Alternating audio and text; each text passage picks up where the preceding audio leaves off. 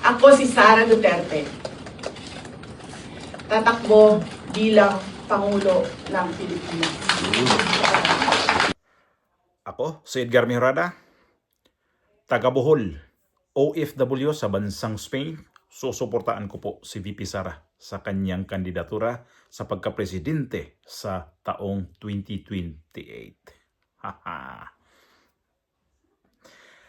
Ay, eto na.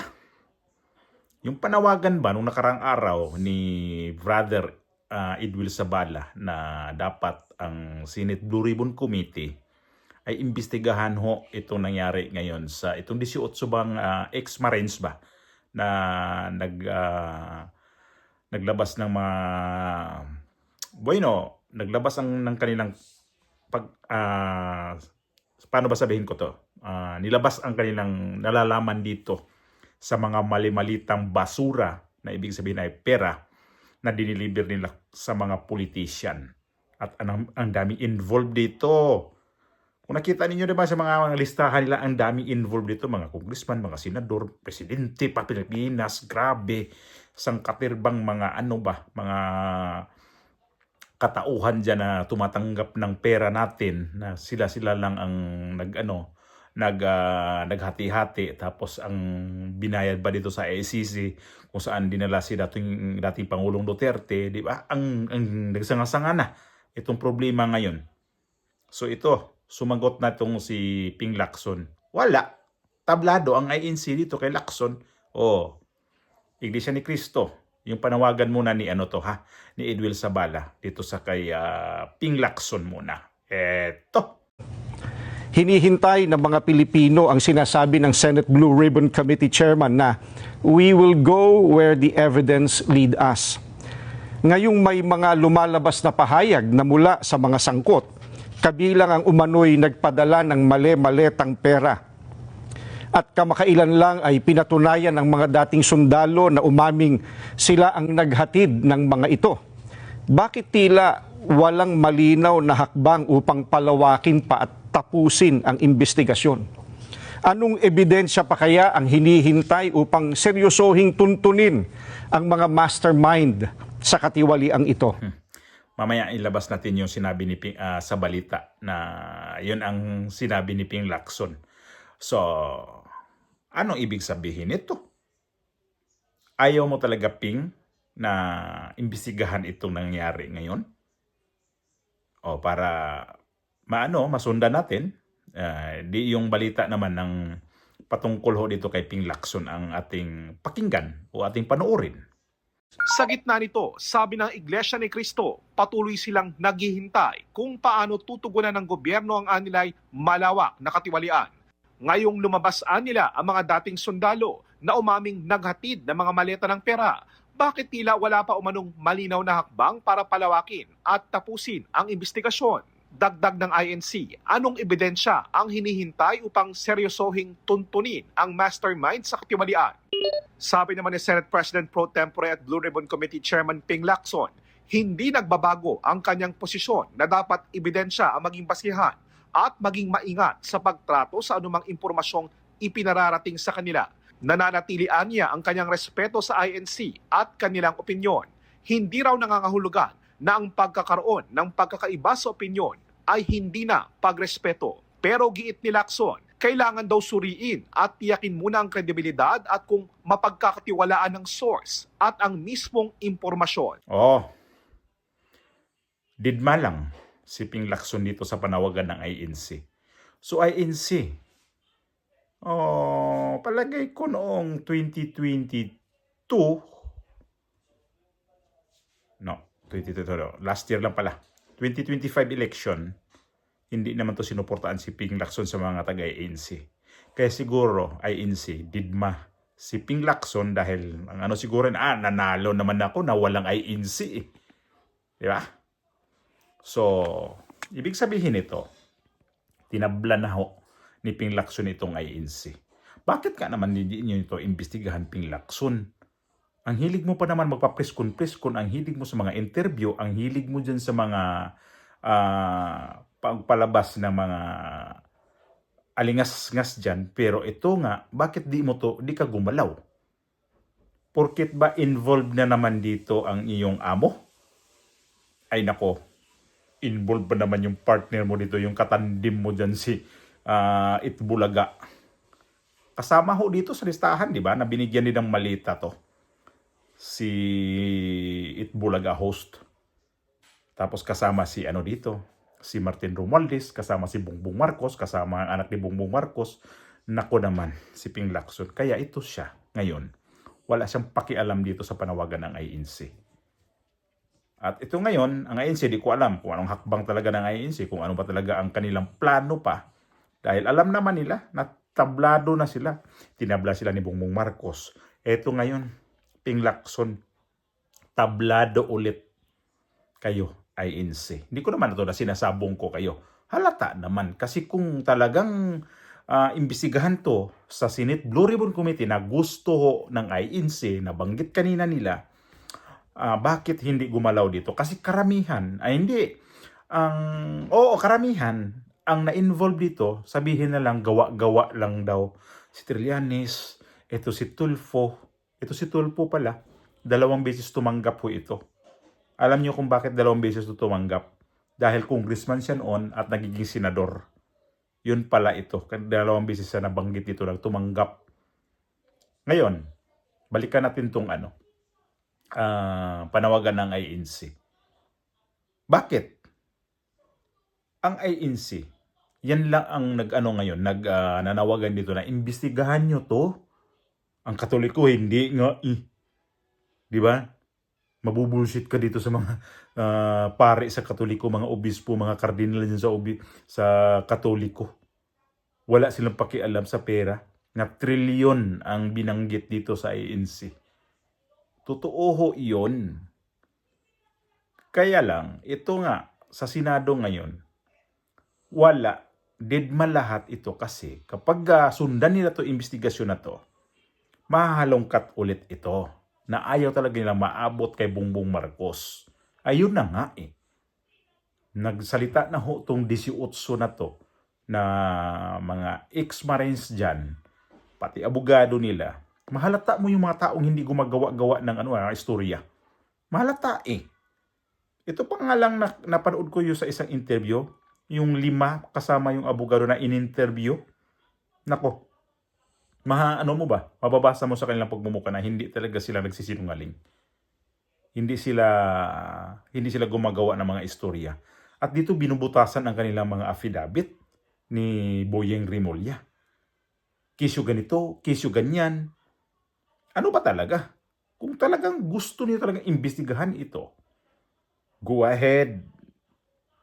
Tirahin nyo na to sa investigasyon para mamalinawan kami. Huwag nyo kasi itong pilit talagang ilihis na naman. May impeachment na naman. Ito lang talaga yung gusto lang ibala. Pero itong gustong malinawan natin ngayon sa flood control, pilit talaga nila tong papatayin itong issue na to. Ayaw nila itong mabanggit ulit dito sa mga balita ngayon. Pati mga media daw kasama dito sa mali-malita Diyan sa Timog. Mayroon pala dyan na nag-deliver din sa sa opisina dyan sa isang network, hindi man sinabi kung anong network yan. Itimog ano bang nasa Timog ngayon? Ano bang nakatayo dyan sa Timog? Meron ako napanood yan nasa Timog, sa may kanto, sabi ng ganun. Ano bang network dyan sa may kanto? Di ba? Kayo na lang mag-isip. Oo nga, Timog, tapos may kanto, tapos may nakatayong building na doon nag-deliver ng pera. Nako. Mayroon nabanggit kanina, napanood ko. Oo. Ewan ko, napanood din nyo yun, pero ako napanood ko yun. Nakasama ho doon sa opisina na yun na kilalang, sino ba yun? Kilalang broadcaster yata ang pagkasabi, o basta ang naano ko lang na ang natuhog ko ng mga opinion, sinasabi nila ay nag-deliver nga dyan. So ito parang pera na to na nawala dito, na ilang bilyon ho yan, ilang trilyon ho yan. Trilyon man yan o bilyon, pinaghati-hatian na, pati mga media. Kaya ang mga media ngayon, tahimik. Hindi sila nakikialam dito sa masyado sa mga flood control.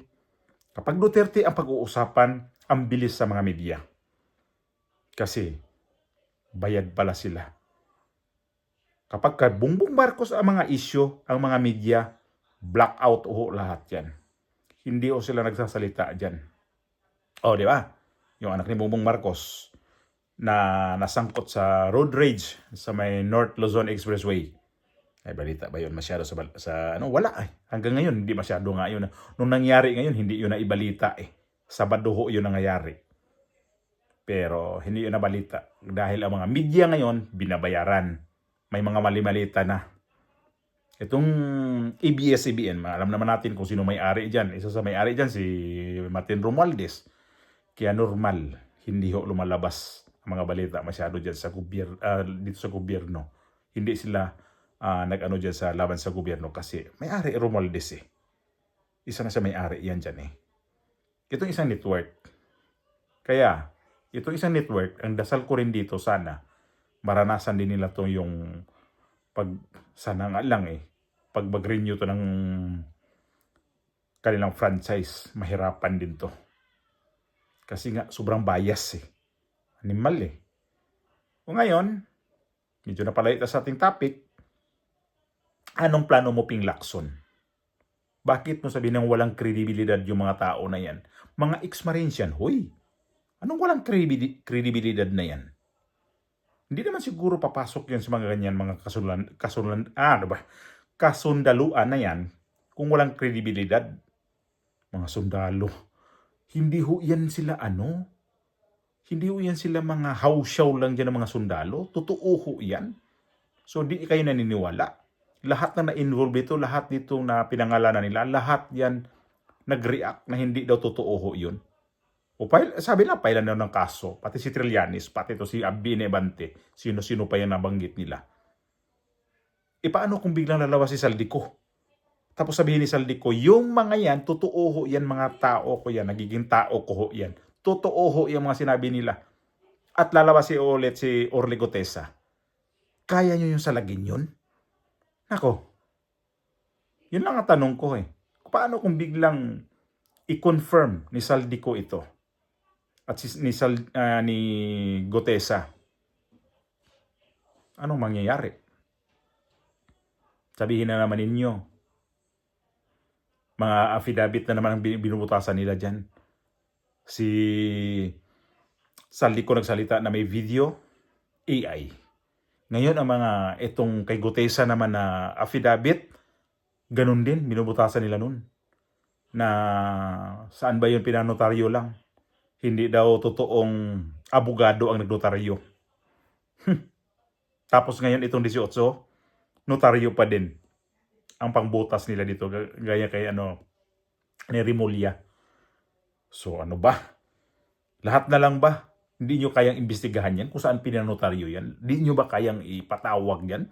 Na i-hearing, na ma-live ba? Mapanood namin. Ba't dito? Sa Bisaya pa sa Bohol pa, untol man mo aning mga 18 mga Marines, ex-Marines. Kasi dahilan. Nga naman nga inyo maning pilit nga inyong itago ning issue nga sa flood control. Kapag mga Duterte ngayon ang magiging nasa issue ay naku, hot topic kayo. Parang gusto nyo araw-araw mga Duterte ang pag-uusapan. Tapos pag may ibang balita na hindi pabor sa gobyerno, sabihin mga Duterte ang nagpapaano nito, ang nag-back up nito. Hello, mga Duterte pa din. Ang mga Duterte ngayon kung tutuusin, wala nang pera na mga yan. Puro na lang yan, pangbayad na lang sa mga kaso nila yan dyan. Magawa pa nila yan ng mga bayad pa sa ibang mga tao dyan. O sino may mga fondo? Sino may mga pundo ngayon? Tapos, ang Iglesia ni Cristo ba, na gusto ng harap-harapan na ngayon kung ano ba talaga ang nangyari? Sabihin niyo naman, mga Duterte ang may nito? Ang may pakana nito para mag-ingay ho itong taga-Iglesia ni Cristo? Nag-ingay ho yan. Kasi may pangako itong presidente na to na may makukulong, may makakasuhan, pero Sabi nga kanina, 3 months na ang dumaan. Walang nakikitang pagbabago. Noong November 16 to 17, 2025, patuloy kaming naghihintay kung paano tutugunan ng gobyerno ang malawak na katiwalian na naganap sa ating bansa. Mahigit 3 buwan na ang lumipas, subalit wala pa ring natatanaw ang mga mamamayan na kalutasan sa napakalaking pangungulimbat sa kaban ng bayan. So, wala nakitang anuman dyan. Puro pa rin tanong ang taong bayan. Ano ba talaga nangyari, Bongbong Marcos? Nag-reporter ka, ito na naman, masasapawan na naman tong issue na to dahil dito sa nangyari ngayon sa Middle East na tinira na naman itong Amerika. So, ano mangyari ngayon dito? Takpan na matakpan to, matambakan na matambakan. Hay nako naman ang buhay ng ang Pilipinas ngayon, ang pinakagulo ng bansa nakikita ko. Nako naman Pilipinas. Kawawa ka na, nabugbog ka na ng husto ngayon ha. So, utang na loob ay INC. Huwag kayo manahimik din dito ha. Kasi kapag kayo kasi ang nagsasalita dito, takot itong mga to eh. Gagalaw to ang gobyerno na to kapag kayo na magsalita. Huwag nyo itong lubayan, INC. Kasi sabi ko nga, wala mangyayari kapag Katoliko ang magsalita. Kasi mga bayad yan.